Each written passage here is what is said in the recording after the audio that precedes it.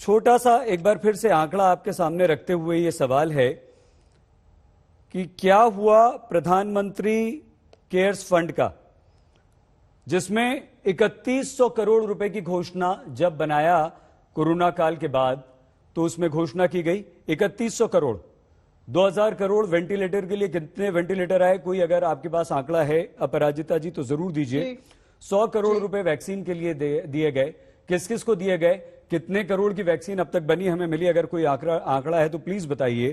PM relief fund में 3800 करोड़ रुपया इस बार अपने पास अभी था और 4316 करोड़ रुपए उद्योग जगत ने अपराजिता जी दिए कोरोना संकट में देश के लिए, सरकार को, कि इन पैसों से देश में कोरोना से लड़िए, लोगों की मदद कीजिए। क्या किया हमारी सरकार ने, अपराजिता जी? देखिए, मैं जो वक्तव्य पेश करने जा रही हूं उसका दो भाग होगा। मुझे कुछ समय चाहिए। प्रथम भाग होगा, इस पर आधारित होगा कि हम लोग क्या कर रहे हैं और पीएम केयर्स फंड से हमने क्या किया और दिन रात जो हम जूझ रहे हैं इससे क्या हासिल हो रहा है, यह मैं निश्चित तौर पर कहूंगी। और दूसरा बड़ी बात है कि ये डिमांड सप्लाई का जो मिसमैच है, केंद्र सरकार पर सब कुछ लाद देना कहां तक सही है, मुझे आप थोड़ा सा वक्त दें। अच्छा, आपको पूरा समय देंगे, लेकिन अगर आपकी आज्ञा हो तो एक सवाल इसी में से, डिमांड सप्लाई में से। मैम जी, आप क्या अपराजिता जी ये कहना चाह रही हैं कि डिमांड ऑक्सीजन की इतनी ज्यादा बढ़ गई है कि हमारा ना उतना प्रोडक्शन है, ना उत्पादन है, ना हम सप्लाई कर पाते हैं, और इसके लिए सरकार जिम्मेदार नहीं है, सरकार की कोई जिम्मेदारी नहीं है?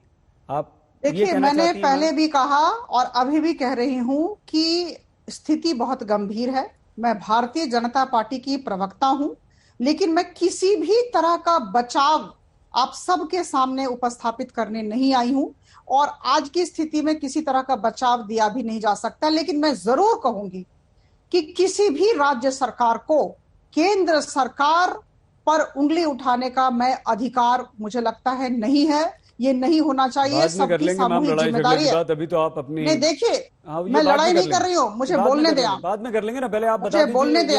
मैं बता रही हूँ फंड में क्या किया जी। 2000 करोड़ रुपए के वेंटिलेटर कहां गए? सबसे बड़ी बात हुई कि जो 12 हाई बर्डन स्टेट्स हैं हमारे, उनकी मैपिंग की गई कि कितने उनको वेंटिलेटर्स चाहिए, कितना ऑक्सीजन चाहिए। यह सबसे पहली प्रक्रिया हुई। और इसके बाद मैं आपको बता दूं कि डेडिकेटेड वेंटिलेटर्स, मेरे पास तथ्य भी है, मैं तथ्य रखना चाहूंगी। डेडिकेटेड वेंटिलेटर्स महाराष्ट्र को 1121 रवाना किए गए, यूपी को 1700, झारखंड 1500, गुजरात 1600, एमपी 152, छत्तीसगढ़ 230, और ये सब जितना डिमांड है उतनी सप्लाई की गई। ये वेंटिलेटर्स की बात हुई।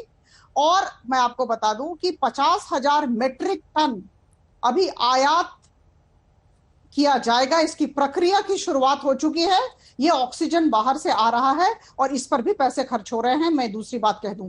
तीसरी बात, कल या परसों इसे अनाउंस किया गया है, मैं आप सबको याद दिला दूं कि 100 नए अस्पताल जहां पर ऑक्सीजन प्लांट्स लगाए जाएंगे, पीएम केयर्स फंड से वहां खर्च किया जाएगा और हर तरह की सेवाएं उपलब्ध कराई जाएंगी। जैसे कि रेमडेसिविर के बारे में मैं आपको बता दूं, रेमडेसिविर के बारे में हो रहा है कि सितंबर तक जितनी भी हमारी प्रोडक्शन हो रही है उसको हम डबल कर दें। कोवैक्सीन का भी प्रोडक्शन हम डबल कर दें। तो काम हर दिशा में, हर तरीके से चल रहा है और मुझे लगता है कि ये बात मानने की है। और 12 हाई बर्डन स्टेट्स के बारे में मैं फिर एक तथ्य आपको दे दूं।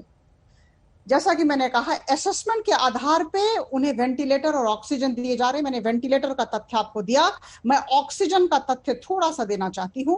अप्रैल 20, अप्रैल 25 और अप्रैल 30, इन 3 दिनों में 12 हाई बर्डन स्टेट्स में 4,880 मेट्रिक टन अप्रैल 20 को, 5,619 मेट्रिक टन अप्रैल 25 को और 6,593 मेट्रिक टन अप्रैल 30 को भेजा जाएगा। और ये सब, मैं फिर से कहूं, मैं बार बार कह रही हूं, जितना डिमांड है उतनी सप्लाई की जा रही है। मैं आपको बता दूं अपराजिता जी, ठीक। और इसके अलावा, नहीं, मुझे 1 मिनट मुझे कहने दें। जो दूसरा भाग है, देखिए, प्रबंधन जैसा कि आपने भी कहा, मैं पुनरावृत्ति करूंगी, प्रबंधन राज्य सरकारों का भी काम है, ऐसा ये कह के नहीं बच सकते कि ठीक है।